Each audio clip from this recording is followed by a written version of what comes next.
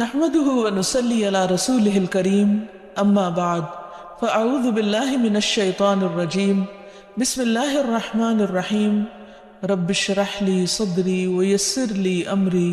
واحلل عقدة من لساني يفقهوا قولي۔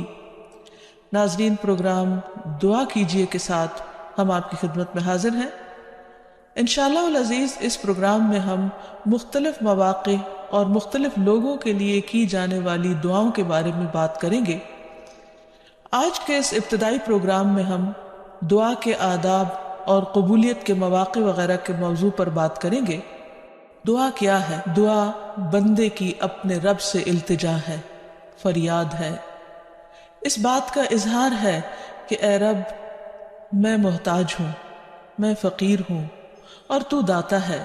تو دینے والا ہے، سارے خزانوں کی کنجیاں تیرے ہاتھ میں ہے، تیرا دروازہ دن رات کھلا رہتا ہے، تو سب کی سنتا ہے، ہر وقت سنتا ہے، تو دل ہی دل میں پکارے جانے والی دعائیں بھی سنتا ہے اور زور سے بولی جانے والی بھی۔ دعا انسان کی تمناؤں کے لب پر آنے کا نام ہے، جیسے علامہ اقبال نے بہت خوبصورتی سے کہا تھا کہ لب پہ آتی ہے دعا بن کے تمنا میری، کہ میری تمنائیں، میری آرزویں، میرے اندر کی خواہشات اور میری ضروریات، ان سب کو پورا کرنے کے لیے اے رب میری کوششیں کافی نہیں، ان کی تکمیل کے لیے میں تیرے سامنے ہاتھ پھیلاتا ہوں اور میں تجھ سے ہی دعا کرتا ہوں۔ حضرت زکریا علیہ السلام نے بہت خشوع کے ساتھ اور بہت یقین کے ساتھ اپنے رب سے کہا تھا کہ وَلَمْ أَكُمْ بِدُعَائِكَ رَبِّ شَقِيًّا، کہ تجھ سے دعا مانگ کر اے رب میں کبھی بدبخت رہا ہی نہیں، نامراد رہا ہی نہیں، یعنی تو ضرور سنتا ہے، تو میری بھی سنے گا۔ اسی وجہ سے ہم دیکھتے ہیں کہ وہ ایک طویل عرصے تک اولاد کی محرومی کے باوجود کبھی مایوس نہیں ہوئے، اپنے رب کو پکارتے رہے، مانگتے رہے، حتیٰ کہ ان کی دعا سن لی گئی۔ کیونکہ دعا کی قبولیت میں یہ بات ہمیشہ یاد رہے کہ اللہ سبحانہ وتعالی اپنی خاص حکمت کے تحت یہ جانتا ہے کہ کس بندے کو کب کیا چیز عطا کی جانی چاہیے۔ تو آئیے ابتدا میں ہم دیکھتے ہیں کہ دعا مانگتے کیسے ہیں، دعا کا ادب کیا ہے، سلیقہ کیا ہے، کیونکہ یہ ایک انتہائی کمزور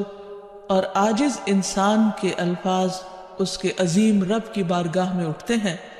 تو پھر یہ کیسے ہونے چاہیے تاکہ دعائیں قبول ہو جائیں۔ تو اس سلسلے میں سب سے پہلی بات تو یہ ہے کہ انسان کو دعا مانگتے وقت پوری توجہ اور پورے خشوع اور خضوع کا مظاہرہ کرنا چاہیے، کیونکہ اللہ سبحانہ تعالیٰ غافل دل کی دعا نہیں سنتا۔ دعا مانگنے کے ادب میں سب سے پہلا ادب، سلیقہ اور کرینہ یہ ہے کہ انسان پورے اخلاص کے ساتھ، پوری توجہ کے ساتھ، شوق اور محبت کے ساتھ اپنے رب سے مانگے، پورے یقین کے ساتھ کہ اس کا رب اس کی دعا ضرور سنے گا۔ قرآن مجید میں اللہ تعالیٰ فرماتے ہیں وَادْعُوهُ مُخْلِصِينَ لَهُ الدِّينَ، اس سے دعا کرو دین کو اسی کے لیے خالص کرتے ہوئے، یعنی صرف اللہ سے مانگو، کسی اور سے نہیں، کیونکہ سب کو دینے والا دراصل وہی ہے۔ انبیاء ہوں یا اولیاء کرام ہوں یا بزرگان دین ہوں، سب کے سب اسی کے آگے سجدہ ریز ہوتے ہیں اور اسی کو پکارتے ہیں۔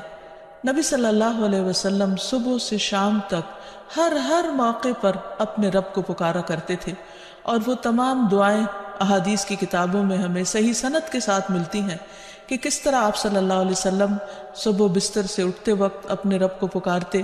پھر نماز میں کون کون سی دعائیں مانگتے، پھر اسی طرح کھانا کھانے سے پہلے، کھانا کھانے کے بعد، یہاں تک کہ اگر چھینک آئے تو اس وقت کیا پڑھا جائے، اور اسی طرح رات کو سوتے وقت، اور بے شمار مواقع کی دعائیں، اور اس کے علاوہ بھی نبی صلی اللہ علیہ وسلم کی دعائیں بہت ہی خوبصورت انداز میں مختلف کتابوں میں ہمیں ملتی ہیں، جس سے ہمیں دعا مانگنے کا سلیقہ اور ادب پتہ چلتا ہے، کیونکہ نبی صلی اللہ علیہ وسلم اللہ کے محبوب تھے، اور کس طرح اللہ کے محبوب نے اپنی عاجزی اور انکساری کا اظہار اپنے رب کے حضور کیا ہے، وہ ہمارے لیے ایک بہترین نمونہ ہے۔ پھر دعا مانگنے کے ادب میں ایک اہم ترین ادب یہ ہے کہ انسان توجہ سے مانگے، حدیث میں آتا ہے کہ اللہ سبحانہ وتعالی غافل دل کی دعا نہیں سنتا، یعنی انسان جب مانگے تو واقعی اس کو یہ معلوم ہو کہ وہ کیا مانگ رہا ہے، اور پھر تضرع اور عاجزی کے ساتھ بار بار اصرار کر کے مانگے، یہ نہ کہے کہ اے رب تو چاہے تو دے دے اور تو نہیں چاہتا تو نہ دے، نہیں، بلکہ پورے یقین کے ساتھ اپنے رب سے مانگے، اور اس بات کا بھی پورا یقین ہونا چاہیے کہ رب دعا سنتا ہے، کیونکہ وہ دیتا ہے۔ رب نہ سوتا ہے، نہ اس کو اونگ آتی ہے، نہ اس کو نیند آتی ہے، اور اس کو دینے کے لیے کسی سے مشورے کی بھی ضرورت نہیں ہوتی، کوئی اس پر جبر نہیں کر سکتا، کسی کا اس پر زور نہیں۔ اس لیے انسان جب اس سے مانگے تو یہ سوچ کے مانگے کہ اس کو دینے میں پورا پورا اختیار ہے اور وہ میری دعا بھی ضرور سنے گا۔ پھر اسی طرح انسان اپنی عاجزی اور مسکنت کا اظہار کرے، مانگتے وقت انسان اپنے اندر کو بالکل تکبر سے خالی کر لے اور یہ سمجھے کہ میں ایک انتہائی حقیر چیز ہوں اور میرا رب عظیم خالق ہے، پوری کائنات کا مالک ہے، اور میں اسی کے آگے ہاتھ پھیلا رہا ہوں جو میرے اٹھے ہوئے ہاتھوں کو کبھی خالی نہیں لوٹائے گا، اور اس کو دینے سے محبت ہے، وہ دے کر خوش ہوتا ہے، اور دعا کرنے والے سے محبت رکھتا ہے، اور جو دعا نہیں کرتا اللہ تعالیٰ اس سے ناراض ہوتا ہے۔ اللہ سبحانہ وتعالیٰ قرآن مجید میں خود فرماتے ہیں وَقَالَ رَبُّكُمُ ادْعُونِي أَسْتَجِبْ لَكُمْ، تمہارا رب کہتا ہے مجھ سے دعا مانگو، ادعونی استجب لکم، میں تمہاری دعائیں قبول کروں گا۔ اس لیے رب کے وعدے پر یقین کرتے ہوئے ہمیں دعا کرتے رہنا چاہیے۔ پھر اسی طرح یہ ہے کہ دعا میں عاجزی اور انکساری کے ساتھ ساتھ گریہ وزاری بھی ہونی چاہیے، جس طرح نبی صلی اللہ علیہ وسلم بدر کے موقع پر اللہ سبحانہ وتعالیٰ کے حضور آہوزاری کے ساتھ دعائیں کر رہے تھے۔ اس سلسلے میں روایت میں آتا ہے کہ نبی صلی اللہ علیہ وسلم قبلہ رخ ہو کر گڑ گڑا کے دعا کر رہے تھے کہ اے اللہ میرے لیے اپنے کیے ہوئے وعدے کو پورا فرما، اے اللہ اپنے وعدے کے مطابق عطا فرما، اے اللہ اگر اہل اسلام کی یہ جماعت ہلاک ہو گئی تو زمین پر تیری عبادت نہ کی جائے گی۔ اور پھر اس قدر عاجزی و زاری تھی کہ حضرت ابوبکر صدیق رضی اللہ تعالیٰ عنہ نے جب آپ کو دیکھا تو پیچھے سے آ کر آپ سے چمٹ گئے اور کہنے لگے کہ اے اللہ کے نبی اب بہت کافی ہو چکا، آپ نے اپنے رب سے بہت کچھ مانگ لیا، اللہ تعالیٰ آپ سے کیے ہوئے وعدے کو ضرور پورا کرے گا۔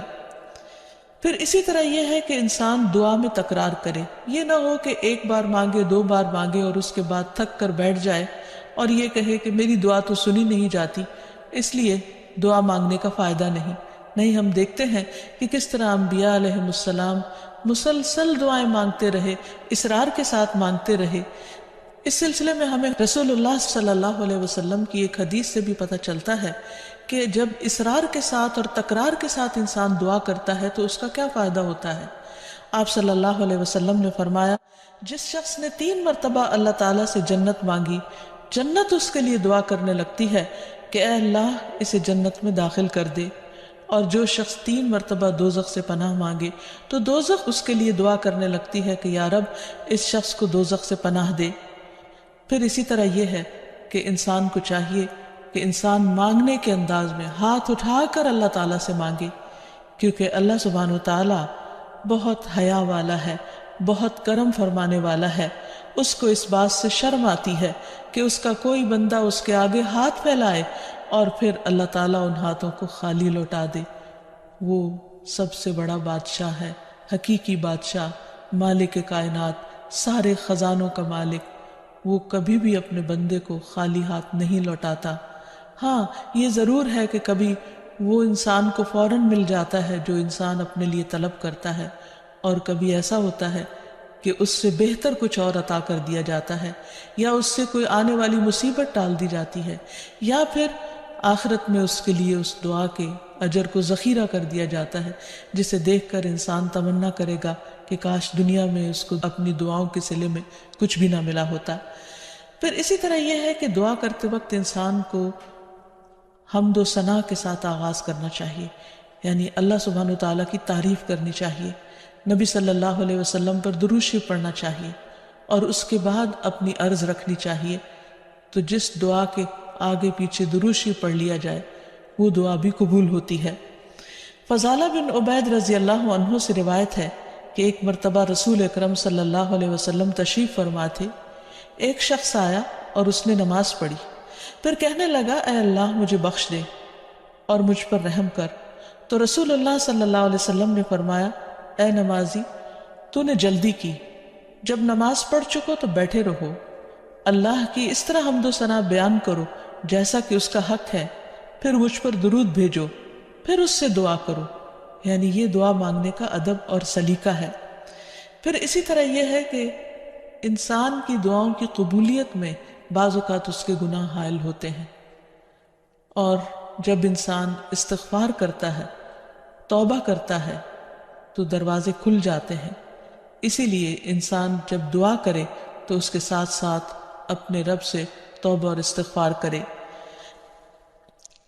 پھر اسی طرح دعا کرنے کے ادب میں سے ایک چیز یہ بھی ہے کہ انسان جب دعا کرنا شروع کرے تو سب سے پہلے اپنے لیے دعا کرے، پھر اپنے قریبی لوگوں کے لیے دعا کرے اور پھر تمام لوگوں کے لیے دعا کرے۔ جیسے حضرت ابراہیم علیہ السلام کی دعا میں آتا ہے ربنا اغفر لی ولوالدی وللمؤمنین یوم یقوم الحساب، کہ اے ہمارے رب مجھے بخش دے اور میرے والدین کو بخش دے اور تمام مومنوں کو بخش دے جس دن حساب کتاب قائم ہو۔ پھر اسی طرح دعا مانگنے کے آداب میں سے یہ بھی ہے کہ انسان جامع الفاظ کے ساتھ، بہترین الفاظ کے ساتھ دعا مانگے، اور اس سلسلے میں ہم دیکھتے ہیں کہ نبی صلی اللہ علیہ وسلم سے بڑھ کر کس کے الفاظ جامع ہو سکتے ہیں، کمپریہنسو، کہ کم الفاظ میں زیادہ بڑی چیزیں مانگی گئی ہیں۔ اس لیے ہمیں مسنون دعاؤں کو یاد کرنے اور ان کو پڑھنے کا بھی اہتمام کرنا چاہیے۔ نبی صلی اللہ علیہ وسلم کو جو خاص چیزیں عطا کی گئی تھی ان میں سے ایک چیز جوامع الکلم تھی، جس کے بارے میں آپ نے فرمایا اوتیت جوامع الکلم، مجھے جامع بات کہنے کی صلاحیت بخشی گئی ہے، یعنی کم الفاظ میں زیادہ بڑا مضمون۔ پھر اسی طرح انسان کو اپنے نیک اعمال کو وسیلہ بنا کر دعا کرنی چاہیے۔ اگر زندگی میں انسان نے خالصتاً اللہ تعالیٰ کے لیے کچھ کام کیا ہو تو مشکل وقت میں، تکلیف کے وقت میں، پریشانی کے وقت میں انسان اپنے رب کے سامنے اس نیک عمل کا ذکر کر کے اس کے وسیلے سے دعا کرے۔ جیسے ہمیں ایک حدیث سے پتہ چلتا ہے کہ کچھ لوگ کہیں سفر پر جا رہے تھے تو راستے میں بارش شروع ہو گئی، بارش سے بچنے کے لیے انہوں نے غار میں پناہ لی، تو اتنے میں ایک بڑا پتھر لڑک کر غار کے دروازے کے آگے آ گرا اور غار کا دروازہ بند ہو گیا، اور اس طرح وہ باہر نہیں نکل پا رہے تھے۔ تو اس وقت ان تینوں نے آپس میں یہی سوچا کہ ہم اپنے اس عمل کو سامنے رکھ کر اللہ تعالیٰ سے دعا کرتے ہیں جو خالصتاً ہم نے اللہ تعالیٰ کی رضا کے لیے کیا۔ تو بہرحال تینوں نے اپنے اپنے نیک عمل کا ذکر کیا، جس کی بدولت ان کی دعا قبول ہو گئی اور غار کے پتھر ہٹ گیا جو کہ بظاہر ناممکنات میں سے تھا، اور اس طرح وہ لوگ وہاں سے نکل آئے، ادروائز ان کی زندگی بھی خطرے میں تھی۔ پھر اسی طرح یہ ہے کہ اللہ تعالیٰ کے خوبصورت ناموں کو وسیلہ بنا کر دعا کرنی چاہیے۔ قرآن مجید میں آتا ہے وَلِلَّهِ الْأَسْمَاءُ الْحُسْنَى فَادْعُوهُ بِهَا، اور اللہ کے لیے ہیں اچھے اچھے نام، بس اسے پکارو ان ناموں کے ذریعے، یعنی ان کے وسیلے سے۔ تو اللہ سبحانہ وتعالیٰ کے نام مختلف دعاؤں کے آخر میں بھی آتے ہیں، اور اس کے علاوہ اللہ تعالیٰ کے ان سارے ناموں کو پڑھ کر بھی دعا کی جا سکتی ہے، یا پھر کسی خاص نام کے ساتھ بھی اس کو پکارا جا سکتا ہے۔ جیسے عموماً ہم یا اللہ تو کہتے ہی ہیں، یا پھر یا رب، یا رحمان، یا رحیم، یا کریم، یا ذی الجلال والاکرام، یا حی یا قیوم برحمتک استغیث۔ ان اچھے اچھے ناموں کے ساتھ اللہ تعالیٰ کو بار بار پکار کر دعا کرنے سے دعا قبول ہوتی ہے۔ پھر اسی طرح اگر کوئی شخص باوضو دعا کرتا ہے تو اس کی دعا بھی قبول ہوتی ہے۔ اس سلسلے میں ہم دیکھتے ہیں ابو عامر رضی اللہ عنہ جب شہید ہوئے تو ابو موسیٰ اشعری رضی اللہ عنہ نے آ کر نبی صلی اللہ علیہ وسلم کو اس کی خبر دی اور کہا کہ ابو عامر نے کہا تھا کہ آپ صلی اللہ علیہ وسلم سے کہنا کہ میرے لیے استغفار کریں۔ آپ نے پانی طلب فرمایا، وضو کیا، پھر ہاتھ اٹھا کر دعا کی، اے اللہ عبید ابو عامر کی مغفرت فرما۔ پھر اسی طرح دعا کی قبولیت کے آداب میں سے ایک ادب یہ بھی ہے کہ انسان حلال رزق کا اہتمام کرے۔ نبی اکرم صلی اللہ علیہ وسلم نے ایک شخص کا ذکر کیا کہ وہ طویل سفر کرتا ہے، پریشان حال ہے اور خاک آلود ہے اس کے بال اور اس کا لباس، اور وہ بہت تھکا ہوا ہے اور اپنے ہاتھ آسمان کی طرف اٹھا کر کہتا ہے یا رب یا رب،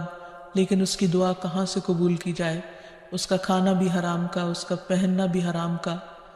اور وہ حرام پر ہی پرورش پایا، تو اس کی دعا کہاں سے قبول ہو؟ تو اس سے یہ پتہ چلتا ہے کہ انسان اگر یہ چاہتا ہے کہ اس کی دعائیں قبول ہوں تو وہ اپنے کھانے پینے اور اپنے لباس اور اپنی زندگی میں بھرپور طریقے سے حلال کا اہتمام کرے۔ پھر اسی طرح یہ ہے کہ دعا میں تصنع اور تکلف سے پرہیز کرنا چاہیے۔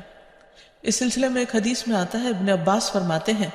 کہ دعا میں قافیہ بندی سے پرہیز کرتے رہنا، کیونکہ میں نے رسول اللہ صلی اللہ علیہ وسلم اور آپ کے صحابہ کو دیکھا ہے کہ وہ ہمیشہ اس سے اجتناب کرتے تھے، یعنی اس سے بچا کرتے تھے۔ پھر اسی طرح دعا میں مبالغے سے بھی پرہیز کرنا چاہیے۔ نبی صلی اللہ علیہ وسلم نے فرمایا عنقریب اس امت میں ایسے لوگ آئیں گے جو طہارت اور دعا میں مبالغہ کریں گے، یعنی حد سے زیادہ لمبی دعائیں کریں گے، کیونکہ دعا اس وقت تک انسان کو کرنی چاہیے جب تک اس کا خشوع و خضوع قائم رہے اور واقعی وہ اللہ سے دعا کر رہا ہو۔ لیکن صرف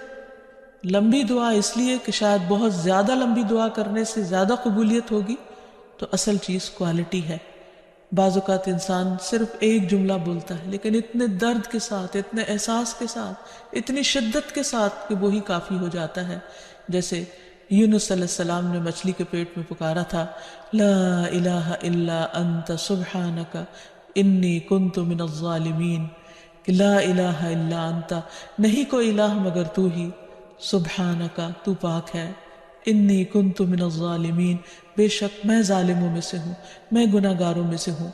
تو ان کی دعا فوراً سن لی گئی، قبول کر لی گئی۔ پھر اسی طرح کچھ اوقات اور مقامات ایسے ہیں کہ جہاں انسان کی دعا قبول ہوتی ہے، مثلاً رات کے آخری حصے میں دعائیں بہت قبول ہوتی ہیں۔ حدیث میں آتا ہے رسول اللہ صلی اللہ علیہ وسلم نے فرمایا ہمارا رب تبارک و تعالی ہر رات کو اس وقت آسمان دنیا پر آتا ہے جب رات کا آخری تہائی حصہ رہ جاتا ہے، وہ کہتا ہے کوئی مجھ سے دعا کرنے والا ہے کہ میں اس کی دعا قبول کر لوں؟ کوئی مجھ سے مانگنے والا ہے کہ میں اسے عطا کر دوں؟ کوئی مجھ سے بخشش طلب کرنے والا ہے کہ میں اسے بخش دوں؟ یعنی اگر کوئی اس وقت مجھ سے دعا کرے گا تو میں ضرور اس کی دعا قبول کر لوں گا۔ لیکن عموماً رات کے آخری حصے میں انسان گہری نیند میں چلا جاتا ہے اور یہ قبولیت کا وقت اس سے کھو جاتا ہے۔ تو اس خصوصی طور پر اگر انسان کی زندگی میں کوئی پریشانی ہو یا کچھ چیزوں کے بارے میں وہ واقعی سنجیدہ ہو کہ وہ اسے ملنی چاہیے دنیا اور آخرت کی کامیابیوں میں سے، بھلائیوں اور خیر میں سے، تو اس کو چاہیے کہ اس وقت میں دعا کا اہتمام کرے۔